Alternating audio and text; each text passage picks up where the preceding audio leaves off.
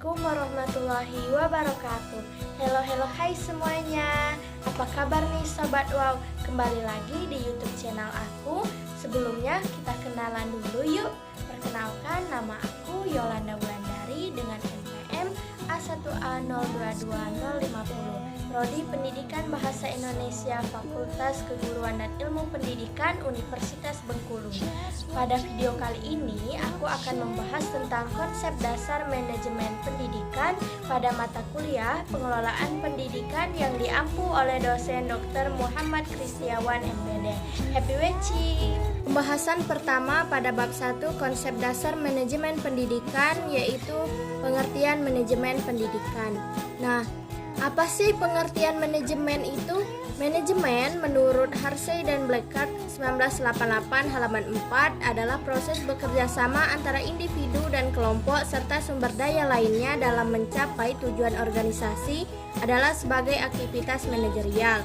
Sedangkan dalam artian sempit, manajemen sebagai penyusun dan pencatatan data dan informasi secara sistematis dengan tujuan supaya dapat menyediakan keterangan serta memudahkan memperolehnya kembali secara keseluruhan dalam hubungan satu sama lainnya. Selanjutnya, pengertian pendidikan. Menurut Langenfeld 1971 halaman 5, pendidikan adalah setiap usaha, pengaruh, perlindungan, dan bantuan yang diberikan kepada anak tertuju kepada pendewasaan anak itu, atau lebih tepat membantu anak agar cukup cakap melaksanakan tugas hidupnya sendiri. Lalu selanjutnya, pengertian manajemen pendidikan. Manajemen pendidikan adalah ilmu terapan dalam bidang pendidikan yang merupakan rangkaian kegiatan atau keseluruhan proses pengendalian usaha kerjasama sejumlah orang untuk mencapai tujuan pendidikan secara berencana dan sistematis yang diselenggarakan di lingkungan tertentu, terutama lembaga pendidikan formal. Pembahasan selanjutnya yaitu unsur-unsur manajemen pendidikan. Nah, ada berapa sih sebenarnya unsur-unsur manajemen pendidikan? Manajemen pendidikan sendiri terdiri dari 7 unsur, yaitu yang pertama man atau manusia, yang kedua material atau barang, yang ketiga mesin atau mesin, yang keempat money atau uang, yang kelima method atau metode, yang keenam market atau pasar, dan yang terakhir minute atau waktu. Bagi teman-teman yang ingin mengetahui apa pengertiannya, bisa di-pause ya videonya. Selanjutnya yaitu dalam teori organisasi klasik yang pertama kali diperkenalkan oleh Fayol tahun 1949, manajemen membahas hal-hal sebagai berikut. Yang pertama yaitu teknikal, yang kedua komersial, yang ketiga finansial, yang keempat security, yang kelima akuntansi, dan yang terakhir manajerial. Materi selanjutnya yaitu tujuan dan manfaat manajemen pendidikan. Nah, beberapa manfaat dan tujuan manajemen pendidikan antara lain: 1. Terwujudnya suasana belajar dan proses pembelajaran yang aktif, inovatif, kreatif, efektif, dan menyenangkan. Yang kedua, terciptanya peserta didik yang aktif mengembangkan potensi dirinya untuk memiliki kekuatan spiritual keagamaan, pengendalian diri, kepribadian, kecerdasan, akhlak mulia, serta keterampilan yang diperlukan dirinya, masyarakat, bangsa, dan negara. 3. Terpenuhinya salah satu dari 4 kompetensi tenaga pendidik dengan tenaga kependidikan, tertunjangnya kompetensi profesional sebagai pendidik dan tenaga kependidikan sebagai manajeral. 4.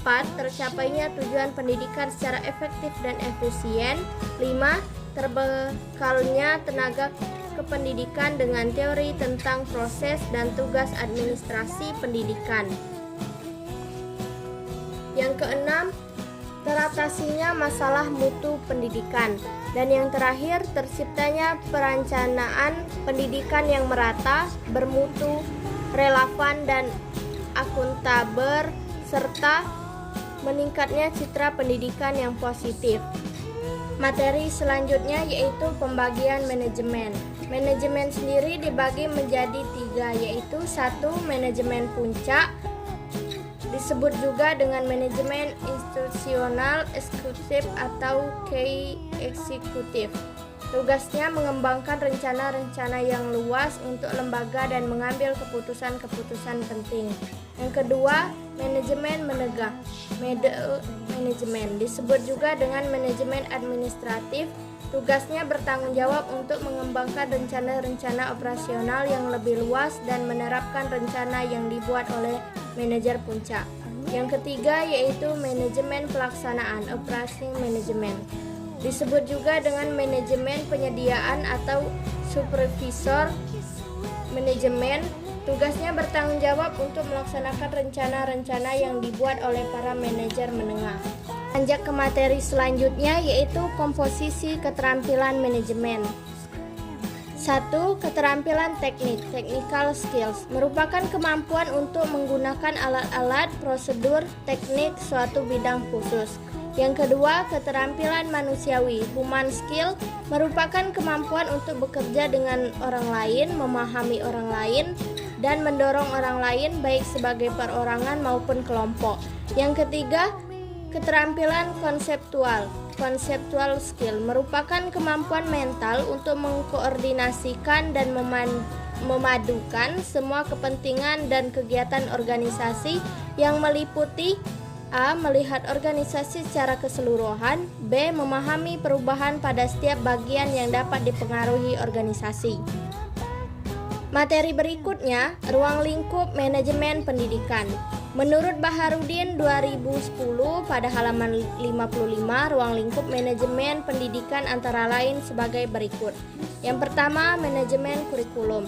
Kurikulum merupakan seperangkat rencana dan pengetahuan mengenai tujuan, isi, dan bahan pengajaran yang digunakan sebagai pedoman penyelenggaraan kegiatan pembelajaran dalam mencapai tujuan pendidikan secara efektif dan efisien. Yang kedua, manajemen personalia.